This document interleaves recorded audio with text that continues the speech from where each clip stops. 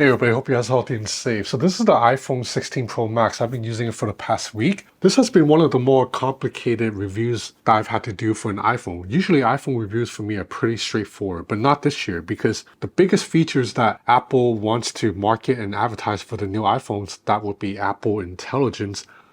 Apple Intelligence is not ready yet for the iPhones at launch. So that means if you pre-order the new iPhones and you go pick it up in 2 days, there is no Apple Intelligence in the phones. Instead, that will come via a software update in a month from now in October. And that's only part of the features because there are some parts of Apple Intelligence that will not be ready until December or later. And on top of that, that's only if you are not living in China or the EU, because China and EU have strict government regulatory bodies that have not approved all aspects of Apple Intelligence yet. So that means if you live in China or you live in like France, there's a chance you will not get full access to Apple Intelligence. So that means the thing that Apple wants us to talk about the most, there's a lot of other people out there who it may not matter to them.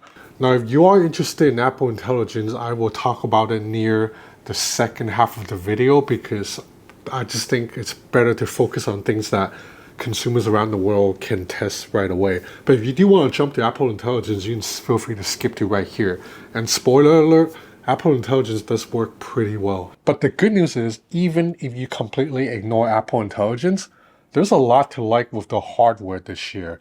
Even though from the outside it looks mostly unchanged from the iPhone 15 Pro Max, but it's all the little things that add up to be the greater than the sum of its parts. So you have a 6.9-inch screen. It's a little bit larger than last year, but the phone has not really increased in size that much. It's a little bit taller, slightly heavier, that's it. The bezels are thinner, that's why the screen can be a little bit larger while still giving you the overall in-hand feel. The titanium construction is here.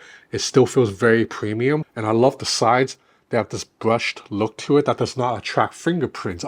I'm very happy to report that the camera experience here, it's improved over previous iPhones, because if you follow my work, you would know that I have not been the biggest fans of the iPhone cameras over the last few years, at least in still photos, because I do think the iPhone cameras have always been the best at video recording. But for taking still photos, I thought past iPhones, the color signs were a little bit dull.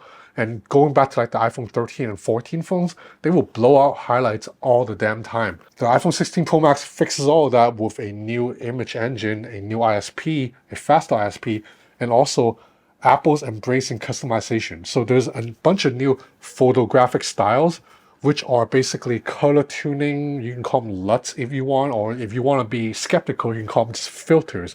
But they're basically different looks for your photos that you can apply. You can set it before you take the photo, or in typical Apple fashion, you can take the photos first and then add the photographic styles later. And I really like that because with a lot of other phones, you don't have that flexibility. You have to pick the filter that you want before you shoot. Here, you can make that change on the fly as many times as you want.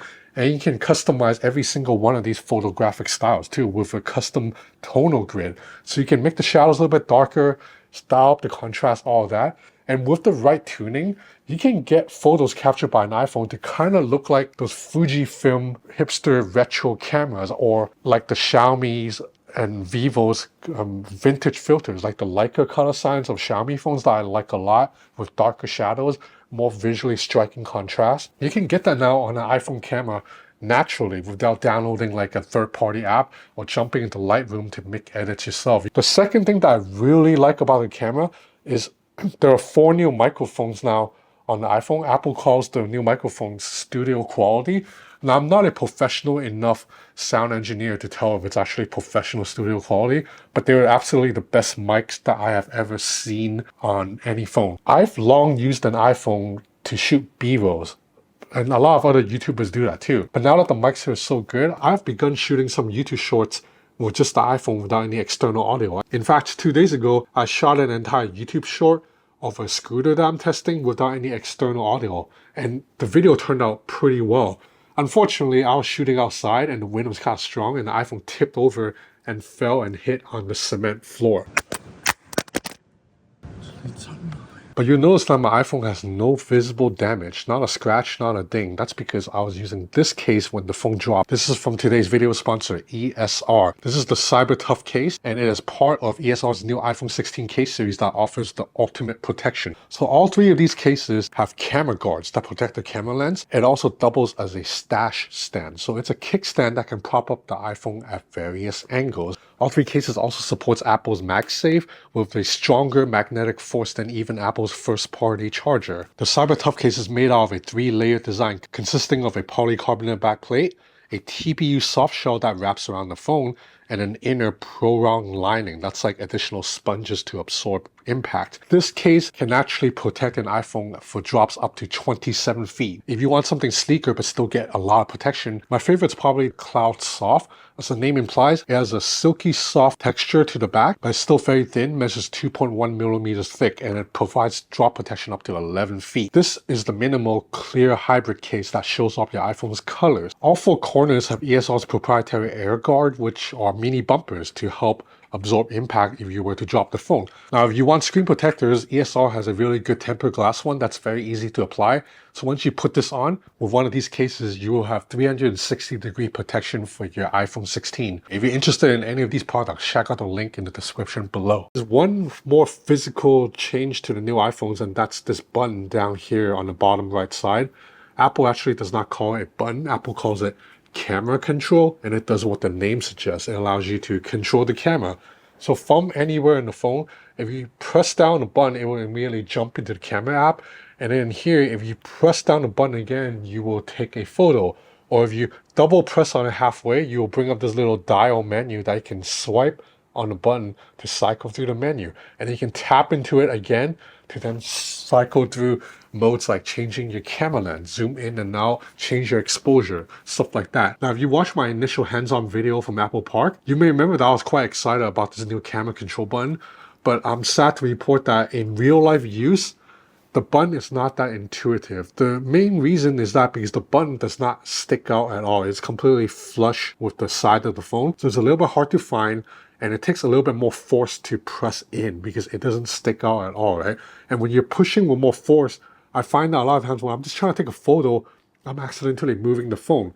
And then on top of that, the UI system is just not that intuitive. So to do a basic thing like adjust exposure, you're supposed to double tap on the button to bring up that menu, swipe to exposure, tap to then jump into exposure, and then swipe again just to adjust exposure. When you can do that directly on the screen by tapping on the screen and just swiping down. You can also switch between lenses much faster if you just use your thumb on the on-screen buttons instead of needing to swipe on the dial. So this is a button that sounds good in theory, but I just don't think it's that useful. I tried using it heavily for the first 3 or 4 days of testing this guy, and then I just got so annoyed I just stopped using it entirely for the last 3 days.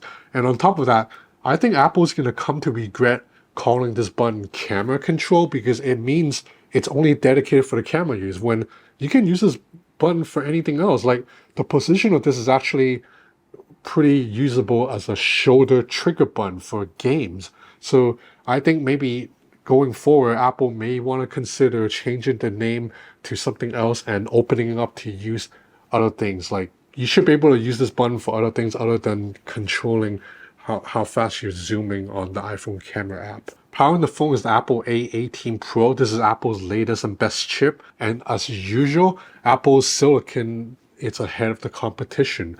So obviously benchmark numbers are the highest they have been, but I don't really care about benchmark numbers that much. I care about real world performance. So you can run any app on this phone, absolutely no issue. The new A18 Pro has a much better GPU, so it can now run the AAA gaming titles like Shadow of the Tomb Raider here on the iPhone, which before you couldn't. You could only run it on the iPad or the MacBook. Another thing that I noticed about Apple chips that's so efficient is that if you make edits to a video, let's say you shoot a video and then you want to trim the footage later, crop the video a little bit, apply some different color tuning to it, and then you hit save, it saves immediately. On a Google Pixel, even the latest one with G4, you do the exact same changes, you hit save, you gotta wait like 8 seconds. You're literally sitting there watching the app like spin that little circle to tell you it's processing. You gotta wait like 8 seconds. On the Android phone running Snapdragon 8 Gen 3, you still gotta wait like 3 seconds. So what Android phones take multiple seconds to do, this guy can do immediately. Let's talk about the cameras a little bit more. So there's a new 48 megapixel ultra wide camera that is much better than last year's 12 megapixel. You'll notice that details in the corners are still very sharp, and you can shoot ultra wide videos and just get a lot more in the footage without soft edges. So I really like that.